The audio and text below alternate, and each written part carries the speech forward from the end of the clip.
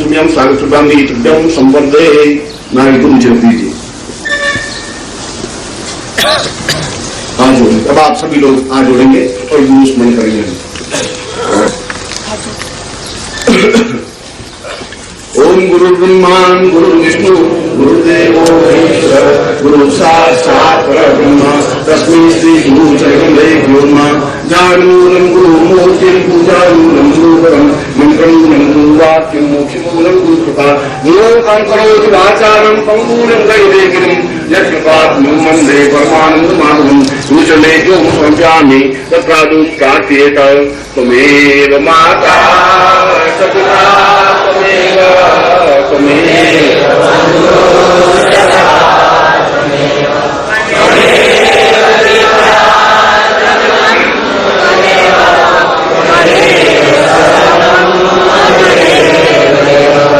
और अब मैं तुम्हें मूल क्रिया पे ला रहा हूं। जिस बात को मैं तुम्हें समझा जा रहा था, और उस क्रिया को समझाने से पहले 2-3 बातें मैं और तुम्हें कह देना चाहता हूं। हम सबसे पहले जिस क्षण से हम प्रारंभ हुए, जो तुम्हारे गुरु रहे, जो तुम्हारे गुरु हैं, उसके जो गुरु रहे, उनके जो गुरु हैं, और मैं सोचता हूं कब समय आ गया है कि मुझे उस गुरु परंपरा को भी तुम्हें बता देनी चाहिए।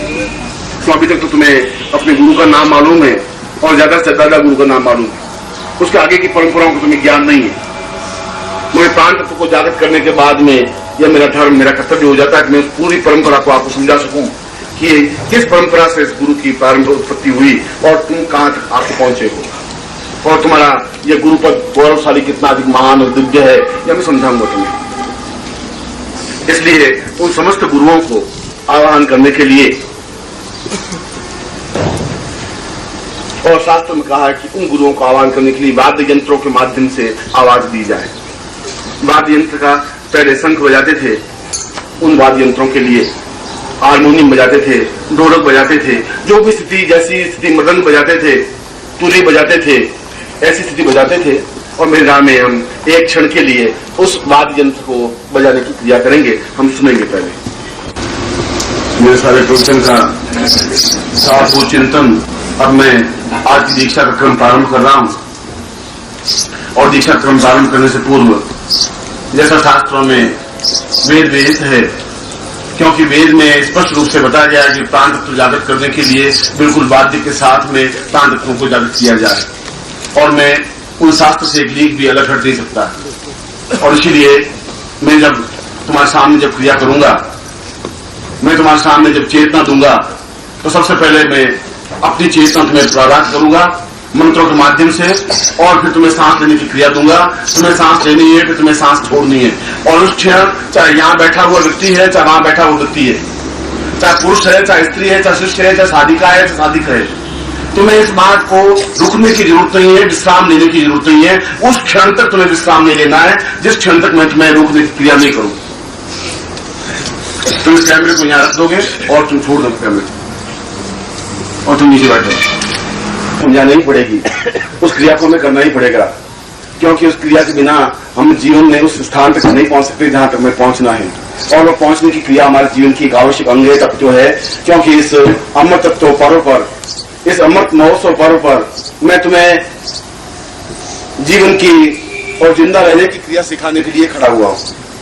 मैं समझा रहा हूं तुम्हें जीवन कैसे जीना है, और तुम्हें समझा रहा हूं कि तुम्हें किस प्रकार से सांस लेने की क्रिया है। अपने समस्त गुरुओं का आह्वान जिस प्रकार से किया है, उन गुरुओं का आह्वान तुम्हें माता पिता के माध्यम से एक बार करेंगे, और उसके बाद में तुम्हें एक संक्षिप्त अपना चिंतन तुम्हें बताऊंगा कि कैसे क्रिया करनी है। उसके बाद हम क्रिया करेंगे, मैं तुम्हारे बीच में आऊंगा, और मुझे जरूरत पड़ी तो मैं तुम्हारे बीच में आकर तुम्हें समझाऊंगा। मैं तुम्हें यहाँ पर बैठा हुआ ही समझाने की कोशिश नहीं कर रहा हूँ, मैं तुम्हारे पास पे आकर के तुम्हें ठोकर भी मार सकता हूँ। इस बात का ध्यान रखना, इसमें न तो मेरे शिष्य है, न मैं तुम्हारा गुरु हूँ। इसमें मैं केवल मैं ब्रह्म हूँ, और मैं तुम्हें जो कुछ करने जा रहा हूँ वो मेरी ड्यूटी, मेरा धर्म, मेरा कर्तव्य है। इस बात की मुझे परवाह नहीं, तुम्हें ठोकर लगेगी या तुम मर जाओगे या तुम जीवित रहोगे, इस बात की मुझे चिंता नहीं करनी है। मुझे इस बात का भी कोई मोह ममता तुमसे नहीं है कि तुम्हारे पाँव में कितनी नोच लगेगी, मेरे पाँव में कितनी चोट लगेगी, इस बात की मुझे चिंता करने की जरूरत नहीं है। मुझे चिंता इस बात की तुम्हारे प्राण जागृत होने चाहिए। मुझे चिंता इस बात की तुम्हें जिस क्रिया के लिए मैंने यहाँ बुलाया है वो क्रिया होनी चाहिए। यह क्रिया होगी तब शांति रूप से क्रिया प्रारंभ होगी। इस क्रिया का उस क्रिया से संबंध है। ये सांस लेने की क्रिया तुम्हारे लिए जीवन में जरूरी है। ये सांस लेने की क्रिया है तो शाम को प्राण तत्व देने की क्रिया होगी। ये दोनों क्रियाओं का आपस में संबंध है, इसलिए क्रिया यहाँ समाप्त नहीं हो रही है। इस क्रिया का जहाँ प्रारंभ है वहां इसका समापन है। इसलिए जो क्रिया हम अभी यहां करने जा रहे हैं वह दूसरे प्रकार से क्रिया समापन क्रिया शाम को होगी, और शाम को क्रिया एक प्राणों को दूसरे प्राणों में उत्थापन करने की क्रिया है।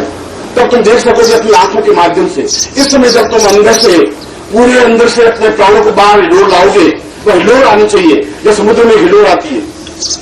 और जब समुद्र में हिलोर आती है तो समुद्र की हिलोर ये नहीं देखती कि मेरी लहर 5 फीट है या 15 फीट है या 25 फीट है। वो ये भी नहीं देखती कि सामने नाव है या नाव नहीं है।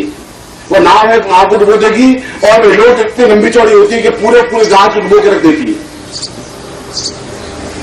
और इस समुद्र में जब मैं तैरने के लिए कूदने के लिए तुम्हें कह रहा हूं तो मैं तुम्हारे साथ कूद रहा हूं। मैं तुम्हें सांस लेने की क्रिया, और ये सांस लेने की क्रिया नहीं, प्राणों को तुम्हें पकड़ने की क्रिया समझा रहा हूं। मैं तुम्हें समझा रहा हूं तुम्हें प्राण पकड़ने रखने, और उसमें चीखने की जरूरत नहीं। तुम्हारा शरीर तुम्हें पकड़ने की जरूरत नहीं है। अगर तुम्हारा शरीर उछल रहा है तो उछलने दीजिए फिर तुम शरीर को, अगर तुम्हारा शरीर झुक रहा है तो झुकने दीजिए, शरीर टेढ़ा हो रहा है तो टेढ़ा होने दीजिए, शरीर गिर रहा है तो गिरने दीजिए, शरीर बेहोश हो रहा है तो बेहोश होने दीजिए। तुम शरीर को जिसमें अपने देखोगे उसमें तुम प्राण को नहीं पकड़ पाओगे। और प्राण पकड़ने के लिए मैंने तुम्हें जैसा बताया कि मैं सांस ले रहा हूं, और मैं सांस दो प्रकार से ले रहा हूं। एक सांस तो जैसे तुम्हारे सामने ले रहा हूं और सांस ले रहा हूं, दूसरी सांस लेने क्रिया है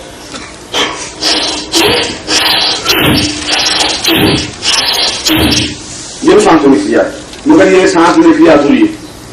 मैं तुम्हें इसलिए समझा रहा, यह मैंने सांस लिया है ये बिल्कुल अधूरी क्रिया है। सांस लेने क्रिया का माध्यम तो है कि मेरा शरीर पूरा उछल करके वहां गिर जाए, यह सांस लेने क्रिया होनी चाहिए। ऐसा सांस अगर मैं दूसरी बार जैसा लिया, पहली बार सांस ले ही नहीं रहा था, इसमें तुमसे बात करो मैं सांस नहीं ले रहा हूं, यह तो मत सांस है, यह सांस लेने क्रिया है ही नहीं, इसके माध्यम से कुछ हो ही नहीं सकता। दूसरी बार में सांस ली है तो मैं तुम्हें समझाया कि यह सांस लेने क्रिया तो बहुत सामान्य है, जो पूरी हिलोट नहीं दे पा रही है। और पूरी हिलोट देने के लिए तो तुम्हारे 40 फीट 50 फीट 80 फीट की लहर उठेगी, और लहर उठेगी तो पूरे शरीर की चिंता नहीं है। मुझे ध्यान नहीं कि मैं यहां गिर जाऊंगा, इस बात का मुझे ज्ञान नहीं है, मुझे इस बात का भी ज्ञान नहीं है तुम्हारे ऊपर गिर जाऊंगा, तुम कहां गिर जाओगे, गिरने की आवश्यकता नहीं है। चिंतन इस बात को सोचने की जरूरत है, सोचने की है कि तब तक तुम्हें सांस लेना है और तेजी के साथ सांस लेना है और तेजी के साथ सांस लेना है, क्योंकि इसकी 4 स्टेज है। सांस लेना, सांस को तेज करना, और सांस को तेजी के साथ लेना, और सांस को अंतिम अवस्था तक पहुंचा देना, उस अवस्था तक पहुंचा देना जहां तुम्हारी सांस लेने क्रिया समाप्त हो जाती है, जहां सांस लेने क्रिया की जरूरत नहीं रहती है। और वो जब स्थिति आ जाती है तब अपने आप प्राण तो उसके साथ साथ बाहर आ जाते हैं। और बाहर आ जाने प्राण क्रिया का मतलब है तुम्हारे हाथों में प्राण तत्व में जागृत है, चेतना अवस्था है। शाम के प्रवचन में शाम की अपनी उस क्रियाक्रम में उस प्राण तत्व को दूसरे प्राण में समावेश करने की क्रिया, जिसको कायाकल्प करने की क्रिया कहते हैं, जिसको परकाया प्रवेश करने की क्रिया कहते हैं, वही ये क्रिया है। इसमें कोई नई वेदना नहीं है, कोई नई चेतना नहीं है, कोई एकदम नई बात नहीं है, पर यह बात ऐसी है कि तुम अपने आप को रोकोगे नहीं। जिसके तुम अपने आप को रोक दोगे उसमें सब गड़बड़ हो जाएगा। तुम्हें रुकने की जरूरत है ही नहीं, चाहे तुम पुरुष हो, चाहे तुम्हारा पति पास में बैठा है, चाहे पत्नी पास में बैठी है, चाहे मैं बैठा हूं, तुम्हारे बाल खुल रहे हैं या बाल बिखर रहे हैं, या तुम गिर रहे हो या जिंदा हो या मर गए हो, ये कोई वैल्यू नहीं है। और मैं वापस तुम्हारे सामने सांस ले रहा हूं,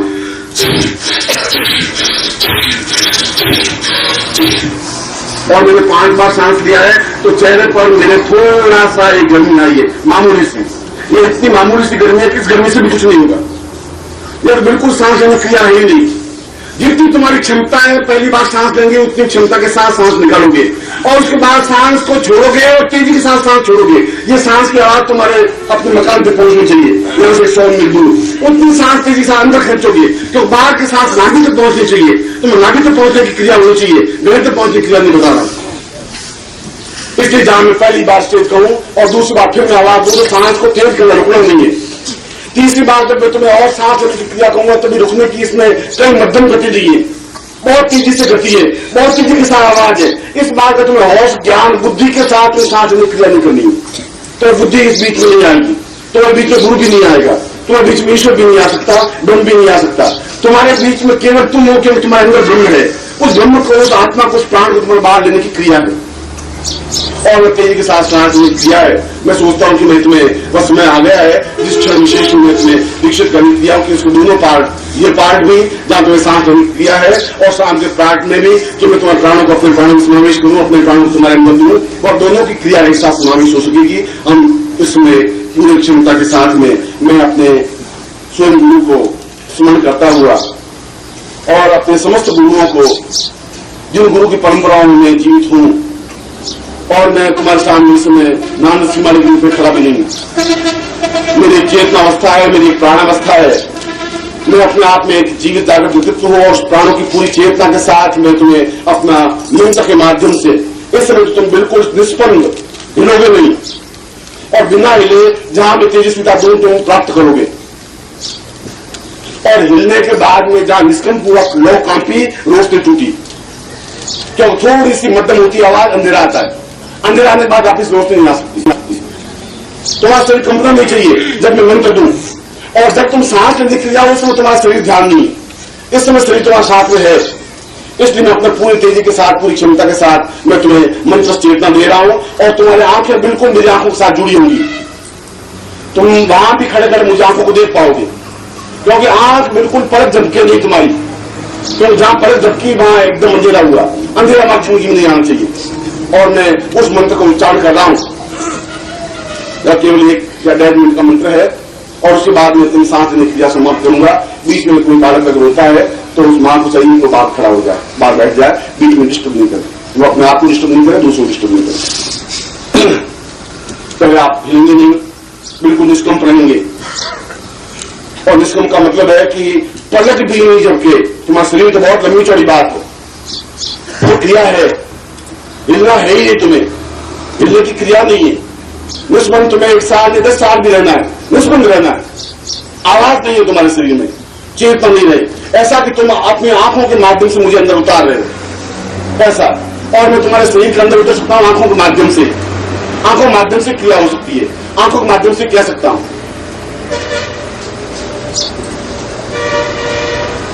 ओम परामयी, हिलोगे नहीं, परावै चेतनां सा पुरुषाम अथास्मानं सा सृते सा दीर्घा जित्वा हि बलायां पूर्वा सा सतां सै सा कृतां पूर्वा अथास्मानं सा चरते सा दीर्घा जित्वा हि बला पूर्वा अथास्मानं पूर्वा सा प्राणाय प्राणाय जीवाय देह सा चैतन्यं सा गता सा कृतां पुरुषां अथास्मानं सा चैतन्यं परिपूर्णतां वां पुरुषां अथास्मानं सा ब्रह्माण्डं भूलोक स्वलोक महालोक जनलोक तपलोक सत्यं लोकं सा समस्त लोकोनां पुरुषां अथासं ब्रह्मा विष्णु रुद्र महेश सा समस्त रुद्रम साम पुरुषाम सा चेतना भी साम अहिर्वाणम ता पूर्वा साम चैतन्यम परिपूर्णताम पुरुषा राजमान सा कृतम साम कृताम पूर्वा राजमान सा साते दीर्घ वित्वाय बलाया बचाई पुरुषाम सामन सा चैतन्य सा पूर्वा आकाशमानम सा ओम ता पुरुषाम तास्मान सा विराति आम पुरुषामी सा पूर्वा निशादि इन साम पुरुषाम कंखम दुतम पुरुषाम यम साम दुराय मरे जागे तोटे टूटा दीप्तम कुरुस्वा ताम बिम पुम ताति पुणे खाम की कुके चिता शान सुंदर ठाकुर एंकर दुपारी रखी काम उपजाम जाम चामुंडाच को घाटी गाड़ी चरम दाम देवानी दाम धीम धूम तुझ करती वाम भी बूम बाकी सुनी कान कुम कुम गाड़ी के लिए सांसी सुमे सुमे घूम हम हम का रूप ले जन जन नामी दाम धीम धूम धरी रे वानी कुम दा अंजन सिद्धम सामुदा विद्वान अथास्मानं सा चेतन साम पुराण अथास्मानं सा समस्त शिष्य रूपेण प्राण रूपेण सा चैतन्य रूपेण सा देह रूपेण सा जीव रूपेण सा आत्म रूपेण सा निशोषम नांति पुरुषाम तथा समस्त पुरुषाम सा पुरुषाम अथास्मानं सा चैतन्यम सा चैतन्यम परिपूर्णम ताम पुण्याम पुरुषाम अथास्मानं सा पूर्वताम दानमि सा चित्तै अवं कृतां पूर्वातस्मानं सा सतों पूर्वातस्मानं सा दीर्घंताम पूर्वातस्मानं सा चैतन्यता पूर्वा दीर्घं सा पुरुषाधानं सा कृतं सा कल्याणता पूर्वा अथास्मानं सा पंचराशि पुरुषां पूर्वा अथास्मानं ब्रह्मां पूर्वातस्मानं ब्रह्मं परदे। और अब आप जैसा कि मैंने सांस लेने की क्रिया बताई है, इस बीच में न तो मुंडन टूटा के खुदी से बस न हिलोगे न उठोगे न कोई आओगे। अब हम सांस लेने की क्रिया प्रारंभ करेंगे, जिसको मैं सांस लेने की क्रिया कह रहा हूं उसको प्राण को लेने की क्रिया कह रहा हूं। और आप मेरे लिए पूजनीय नहीं है और आप मेरे लिए भगवान भी नहीं है, और आपको इस बात का चिंतन करने की जरूरत नहीं है कि मैं तुम्हें कैसे देख रहा हूं, और तुम्हें इस बात की भी जरूरत नहीं है तुम्हारी सांस लेते समय तुम्हारा शरीर कहां लुढ़क रहा है। अब तुम्हारा शरीर स्पंदन होगा, अब तुम्हारा शरीर हिलेगा, अब तुम्हारा शरीर धड़केगा, तुम्हारा शरीर छूटेगा। उस समय शरीर को यह पता नहीं कि लेफ्ट में हूं राइट में हूं पीछे गिर रहा हूं आगे गिर रहा हूं। शरीर को जिस समय तुम स्टैंड हो इसका मतलब शरीर को तुम पकड़े हुए हो, शरीर को तुम्हें छोड़ना पड़ेगा और पूरी तेजी के साथ पूरी क्षमता के साथ अपने सांस को इतनी द्रुत गति के साथ तेजी के साथ कि तुम्हारे सांस की आवाज ये पूरे पर्दे को फाड़ के बाहर निकले, ऐसी सांस आनी चाहिए। रुकना नहीं है और तुम्हारे दोनों आंख मुट्ठी बंधे हुए हो और घुटनों के ऊपर टिके हुए हो हाथ, और पूरा शरीर चेकिंग जो एकदम रीढ़ की हड्डी जब सीधी होगी तो सांस आएगी, थोड़ी भी रीढ़ की हड्डी मुड़ी तो सांस नहीं आ सकेगी, नली अगर तेजी होगी तो कुछ नहीं हो सकेगा। इसलिए बिल्कुल चैतन्य अवस्था में सीधे बैठना है और बैठ करके अपनी तेजी के साथ सांस लेने की क्रिया करनी है। ये जीवन का एक महत्वपूर्ण पार्ट है, ये जीवन का मामूली बात नहीं है, क्योंकि यह तुम सांस ले रहे हो, मैं अपने प्राण तत्व दे रहा हूं, दोनों क्रिया साथ हो रही है, इसलिए तुम केवल सांस ले रहे हो।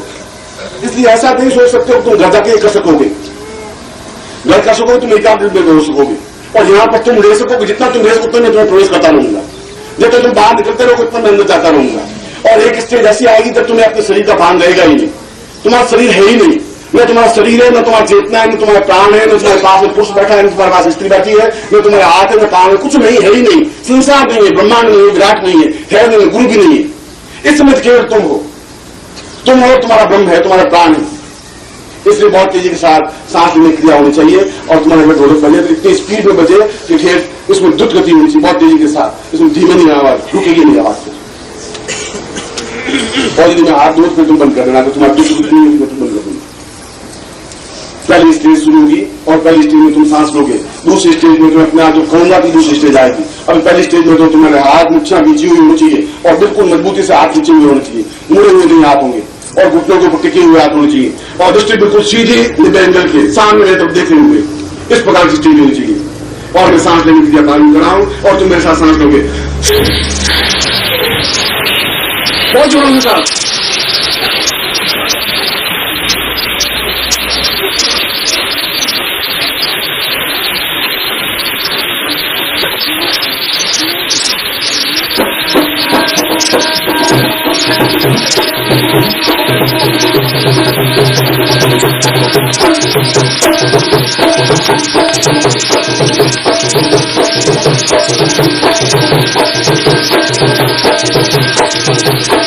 सांस लेने बहुत तेजी के साथ सांस लेने की क्रिया करनी तुम्हें और तेजी के साथ बनना तुम्हें और तेजी के साथ बनना तुम्हें आवाज तेज करनी तुम्हें। तो सांस लेने की क्रिया बहुत धीमी है, ऐसा नहीं कर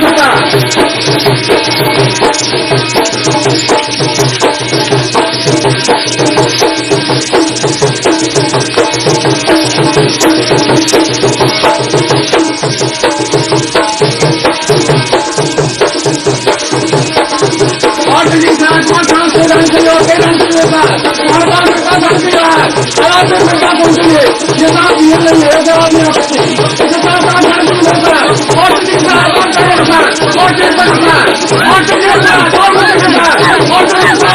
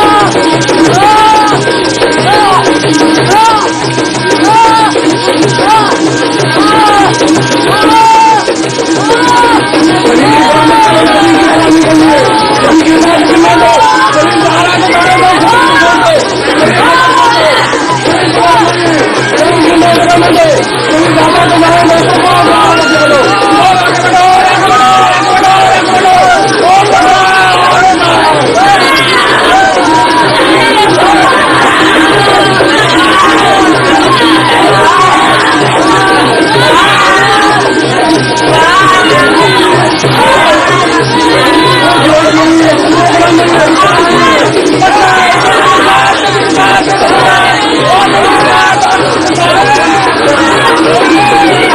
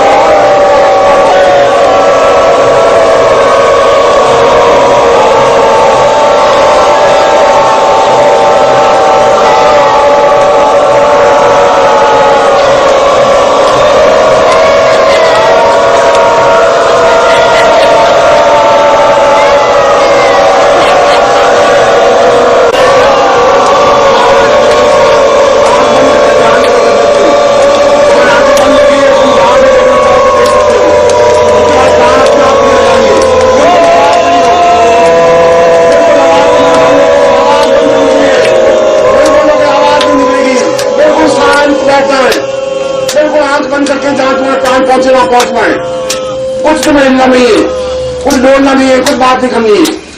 बिल्कुल आंख बंद करके जहां तुम्हारे प्राण में पहुंचाए वहां पर पहुंचना है, शांत, बिल्कुल गहराई के साथ और अत्यंत गहराई के साथ और अंदर डूबते हुए।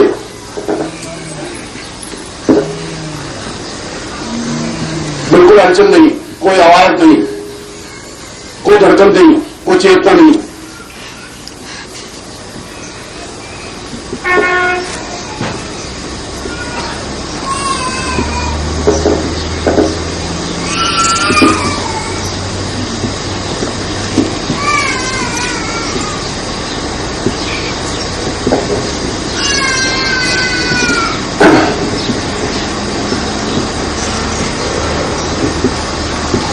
ओम पूर्णमदः पूर्णमिदं पूर्णात् पूर्णमुदच्यते पूर्णस्य पूर्णमादाय पूर्णमेवावशिष्यते तां साम्भवीं तां पूर्वोथास्मानं सचैतन्यं प्राणास्वाद्यं मां पूर्वं वैराग्यं पूर्वा। कुल 2 मिनट तक आप बिल्कुल शांत रहिए।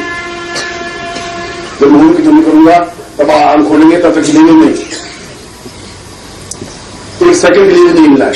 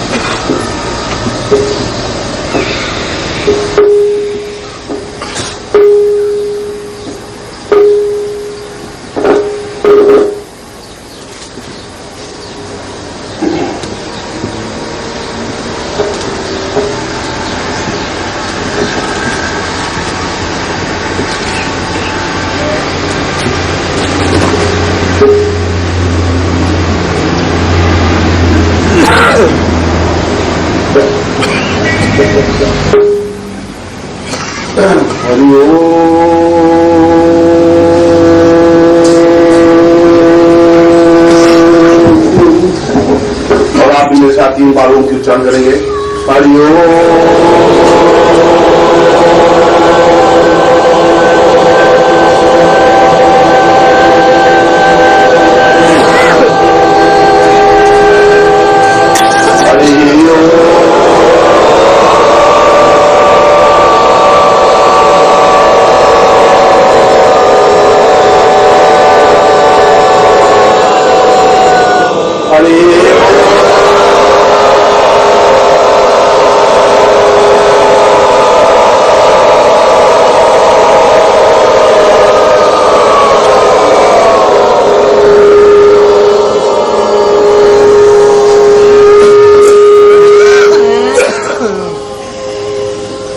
मैं आप सब लोगों को हृदय से आशीर्वाद देता हूं।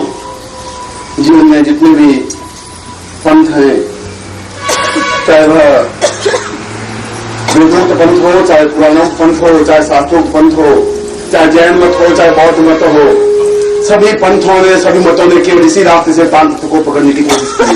रास्ता उनका एक ही है। इस रास्ते को सभी ने स्वीकार किया है। आप अपनी जगह कैसे रहेंगे? उठोगे नहीं अपनी जगह से। जो मेरे पास खड़े हैं वो बैठ जाएंगे अपनी जगह पर।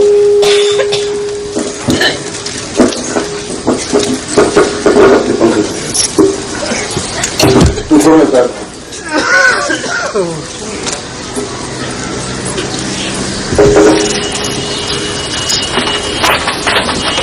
और यह